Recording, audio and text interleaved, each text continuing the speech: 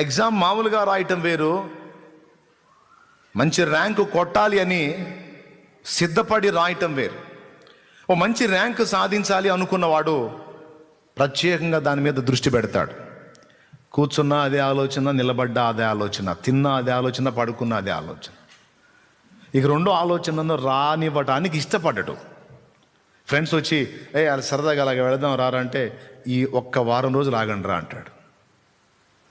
ఎందుకు ఏంటి వారం రోజులు అంటున్నావు ఏంటంటే, ఈ వారం రోజులు నన్ను గెలిచొద్దురా ప్లీజ్, ఎట్లనన్నా కానీ నా ఫ్యామిలీ ఇబ్బందుల్లో ఉంది, నేను ర్యాంకు కొట్టాలరా, నేనన్నా నిలబడి నా ఫ్యామిలీని బయట వేసుకోవాలి, లేకపోతే చాలా కష్టంగా ఉంది పరిస్థితి, నేనన్నా కుటుంబానికి బాసటగా నిలవాలి, నా తండ్రి పరిస్థితి బాగలేదు, నా తల్లి పరిస్థితి బాగలేదు, నా ఇంట్లో పరిస్థితులు బాగలేవు, ర్యాంకు సాధిస్తే కొంచెం నాకు అనుకూలమైన పరిస్థితులు ఏర్పడితే నా కుటుంబానికి ఏదన్నా బాసటగా ఉంటానన్న ఆరాటంతో కష్టపడుతున్నాను రా, నన్ను డిస్టర్బ్ చేయొద్దు, 1 వీక్ టైం, నాకు ఎగ్జామ్ అయిపోయిన తర్వాత అప్పుడు మీరు చెప్పండి వింటాను అని 2 మాటలు చెప్పేసి అక్కడి నుంచి వెళ్ళిపోతాడు.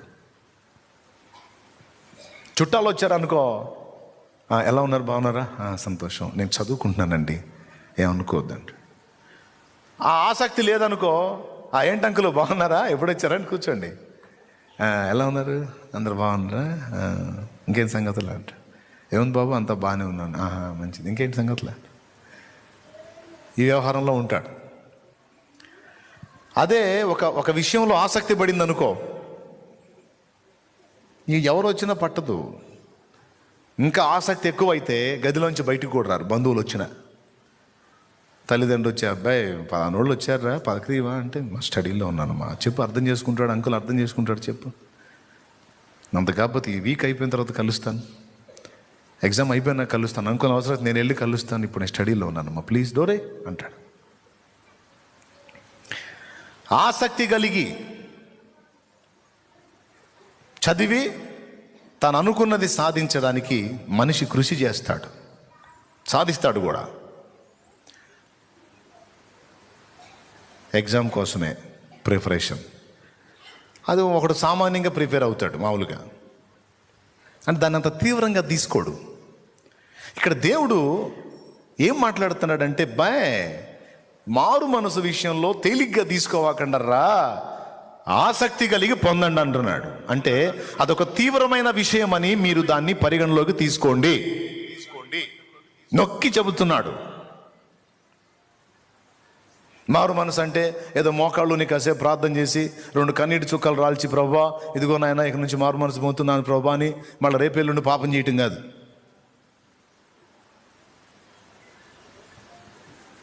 మారు మనసు అనే ఒక కార్యాన్ని ఆసక్తి కలిగి నీవు చేయాలి, దాని విషయంలో నువ్వు సీరియస్గా ఉండాలి, దాని విషయంలో నీకు ఒక ప్రత్యేకమైన దృష్టి ఉండాలి అని చెప్తున్నాడు దేవుడు. మారు మనసు పొందు అనగానే ఏదో మోకాళ్ళుని ప్రభువా మారు మనసు పొందితే నేను చెప్పడం కాదు బాబు.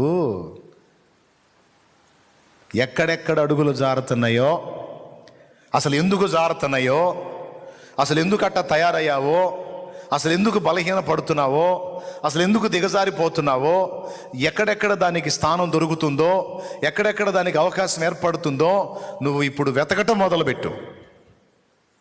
ఆసక్తి ఉన్నోడు చేసే పని అది. ఖాళీగా ఫలానా టైంలో నువ్వు ఉన్నప్పుడు నువ్వు బలహీనపడే పరిస్థితులు నీకు వస్తున్నాయి అని నీకు విషయం అర్థమైతే ఇక ఆ గ్యాప్ ఇవ్వకుండా నువ్వు జాగ్రత్త పడతావు. ఆసక్తి కలిగి మారు మనసు పొందటం అంటే అది. ఒక డేలో ఈ టైంలో ఈ గ్యాప్లో నాకు ఈ దురాలోచనలు వస్తున్నాయి, ఈ గ్యాప్లో నాకు ఇలాంటి తప్పుడు ఆలోచనలు వస్తున్నాయి, లేదా తప్పుడు క్రియలు చేసే పరిస్థితులు వస్తున్నాయి. సో నేను దాన్ని కనిపెట్టాను, ఇప్పుడు నేను దాన్ని భర్తీ చేయాలి. ఆ గ్యాప్ని ఏదో ఒక పనితో నేను నింపేసేయాలి.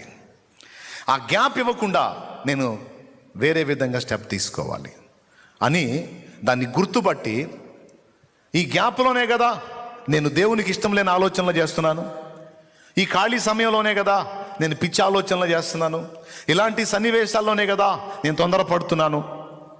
కాబట్టి ఆ సన్నివేశాలకు అసలు అవకాశమే ఏర్పడకుండా నేను మెలకువగా వ్యవహరించాలి. దానికోసం అవసరమైతే వేరే పనులు నేను ఏర్పరచుకోవాలి. కొంతమంది నా దగ్గరికి వస్తారన్న, పిచ్చి పిచ్చి ఆలోచనలన్నీ వస్తున్నాయి అన్న, ప్రార్థన చేయన్నా అంటారు. నేను నెత్తి మీద చేయబెట్టి, ప్రభా ఈ బిడ్డ ఖాళీ లేనంత పని దయచేయి ప్రభా అని ప్రార్థన చేస్తాను. వినపడలేదు కదా మీకు? మళ్ళీ చెబుతా. కొంతమంది నా దగ్గరకు వచ్చి నాకు పిచ్చి పిచ్చి ఆలోచనలు వస్తున్నాయి, అవి రాకుండా ప్రార్థన చేయి అంటారు. అప్పుడు నేనేమని ప్రార్థన చేస్తానంటే, ఈ మనిషికి తెంపు లేకుండా పని ఉండేటట్టు చేయి ప్రభు అని ప్రార్థన చేస్తాను. అదేందన్నయ్య అంటారు. ఖాళీగా ఉంటే అట్లాంటివి వచ్చేది, ఏదో ఒకటి బిజీ చేస్తాడు లేపో అంట. దేవునికి స్తోత్రం. ఒక చిలకన వేస్తారు. ఏమి నవ్వే, నిజమే కదా అంటే, అవునన్నయ్య మరి ఖాళీగా ఎందుకంటున్నా, ఏదో ఒకటి చేసుకోబో. దేవునికి మహిమ. ఏదో ఒక దానిలో బిజీ అయిపోవా.